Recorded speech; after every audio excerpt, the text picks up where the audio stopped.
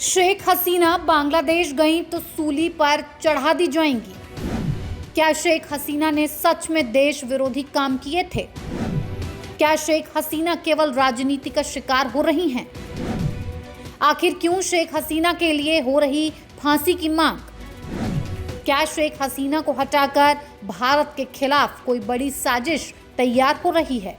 इन सारे सवालों का जवाब आज खोजना बहुत जरूरी हो चुका है, क्योंकि पाकिस्तान के बाद बांग्लादेश भी अगर भारत के खिलाफ बंदूकें लेकर खड़ा रहा तो सुरक्षा की चुनौतियां बढ़ती जाएंगी। तो इसीलिए इस मुद्दे पर बात तो करना जरूरी है। आज हम समझेंगे कैसे शेख हसीना को बांग्लादेश की राजनीति का कलंक बताकर उसे किनारे करके एक बड़ी साजिश तैयार हो रही है।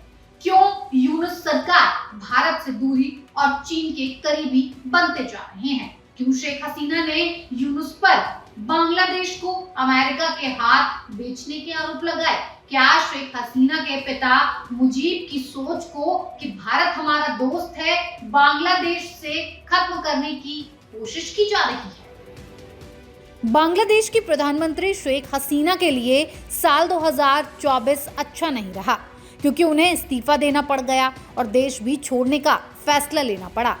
लेकिन अब बांग्लादेश की राजनीति में तख्ता पलट के बाद शेख हसीना की मुसीबतें इतनी बढ़ गई हैं कि उन्हें फांसी की सजा देने की मांग हो रही है। और क्यों ये मांग उठ रही है, पहले ये जान लीजिए। फांसी की मांग क्यों? शेख हसीना पर कई गंभीर आरोप हैं। सामूहिक हत्याएं और नरसंहार का आरोप, मानवता के खिलाफ अपराध के गंभीर आरोप, सुरक्षा बलों की कार्रवाइयों के लिए जिम्मेदार। अब बड़ी बात यह है कि आरोप सबूतों के साथ साबित करने की प्रक्रिया भी हो रही है। मामला अभी चल रहा है। मोहम्मद यूनुस की अंतरिम सरकार ने उनके खिलाफ कार्रवाई शुरू कर दी है। कुछ लोग इसे राजनीतिक प्रतिशोध का नाम दे रहे हैं, लेकिन प्रोसिक्यूशन इसे न्याय बता रहा है। फिलहाल अंतिम फैसला बाकी है। आईसीटी के तहत अगर ये आरोप साबित होते हैं तो हसीना को फांसी या आजीवन कारावास हो सकता है। बांग्लादेश ने भारत से उनके प्रत्यर्पण की मांग की है, लेकिन भारत ने अभी तक कोई आधिकारिक जवाब नहीं दिया है।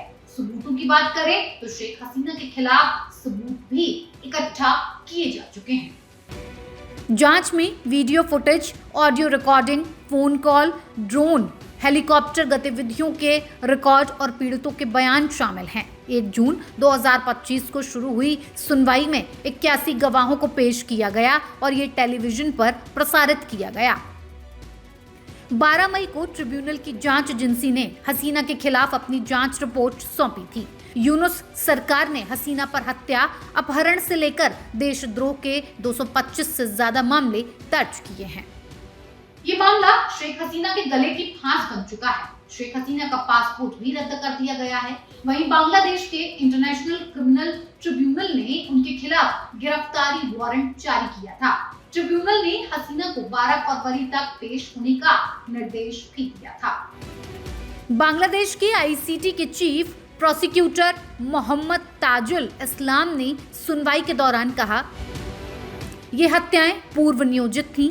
सबूतों की गहन जांच के बाद हमने निष्कर्ष निकाला कि ये एक संगठित, व्यापक और सुनियोजित हमला था। शेख हसीना ने आंदोलन को कुचलने के लिए सभी सुरक्षा एजेंसियों और अपनी पार्टी के हथियारबंद कार्यकर्ताओं को खुला छोड़ दिया। मसला काफी गंभीर हो चुका है, क्योंकि बांग्लादेश का जो इतिहास है वो कुछ ऐसा ही रहा है। शेख हसीना के पिता के साथ हुई घटना एक बार फिर इतिहास को दोहराती दिखाई दे रही है। अगर इतिहास के पन्नों को थोड़ा पलट कर देखें तो शेख मुजीबुर रहमान, जिन्हें बंग बंधु कहा जाता था, उन्होंने 6 मार्च 1971 को शेख मुजीब ने बांग्लादेश की स्वतंत्रता की घोषणा की। पाकिस्तान सेना ने उन्हें गिरफ्तार कर लिया। ऑपरेशन सर्चलाइट शुरू किया, जिसमें लाखों बंगालियों की हत्या हुई। 16 दिसंबर 1971 को बांग्लादेश स्वतंत्र हुआ। जनवरी 1972 में जेल से रिहा होने के बाद मुजीब राष्ट्रपति बने और फिर प्रधानमंत्री। 15 अगस्त 1975 को सैन्य तख्ता पलट हुआ। शेख मुजीब और उनके परिवार के सदस्यों की हत्या कर दी गई। उनकी बेटियां शेख हसीना और शेख रेहाना उस समय विदेश में थीं, इसीलिए बच गईं। शेख मुजीब की बेटी शेख हसीना ने उनकी विरासत को आगे बढ़ाया, लेकिन उनकी सरकार 2009 से 2024 तक विवादास्पद रही। 2024 में शेख हसीना के सत्ता से हटने और उनके खिलाफ फांसी की मांग के बीच शेख मुजीब की विरासत फिर चर्चा में है। कुछ लोग हसीना के खिलाफ कार्रवाइयों को मुजीब की विरासत पर हमला मानते हैं, कुछ इसे 1975 की हत्या से जोड़कर देख रहे हैं।